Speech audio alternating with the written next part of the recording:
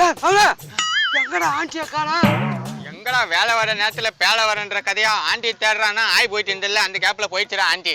வாடா அந்த சாமியார்ட்ட கேப்போம். எப்பாடா போயிட்டா காலே திமுறி ஏறி போயிடுச்சு. அப்பா சாமி சாமி, இங்க அழகான ஆண்டி ஒருத்தர் உட்காந்துருந்தாங்களே, எங்க சாமி போச்சு அந்த ஆண்டி? அப்பனு முள்ளு இதே வேலைக்கு என்னைக்கு ஏற கட்ட போறது இல்ல. உட்காரு பத்த கேடிகளே, சொல்லுங்கடா என்ன பிரச்சனை? சாமி என் குல கௌரவமே கெட்டு போச்சு சாமி. நீயே கெட்டு போன நாடகம் மூஞ்சி மாதிரி வச்சுக்கணும். குளம் கெட்டு போச்சாடா? கெட்டு போச்சு சாமி, கெட்டு போச்சு. இது வரைக்கும் என் குளத்துல யாருமே ஒரு பொம்பளை விட்டு வச்சது கிடையாது.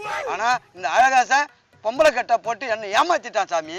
அடா ஏத்துற, என்னை பத்தி என்கிட்டயே சொல்றீங்கடா? அது மட்டுமா, இப்ப கூட ஒரு ஆண்டி தேடி தான் வந்தோம். இந்த நாய் ஆய் போன கேப்ல அந்த ஆண்டி மிஸ் பண்ணியாச்சு. இந்த நாயை ஆய் பண்ணி கேட்டோம், மாயை அப்படி வலிச்சும் போதா சாமி? அதை விடுங்க சாமி. இப்ப அந்த ஆண்டியை தூக்கணும், அதுக்கு ஏதாவது ஒரு குறி சொல்லுங்க சாமி. குறி சொல்லணுமா? அட தூக்கணும் குறி மூஞ்சிய. ஏன் சீதுக்கு தூக்குறதுக்கு என்னண்டியா குறி கேறீங்களா? சாமி சீக்கிரமா பண்ணுங்க சாமி, சீக்கிரமா குறி சொல்லுங்க. ஏதாவது ஒரு வழி பண்ணுங்க. இன்னொரு வழி பண்றேன்டா, பண்றேன். முட்டாக்கறி கிரி கிரி, ஒட்டா சுட்டா வடகறி. இந்தா குடி, இந்தா இந்தா. இது என்ன சாமி சிகரெட்ல வச்சு அடிக்கிறீங்களா?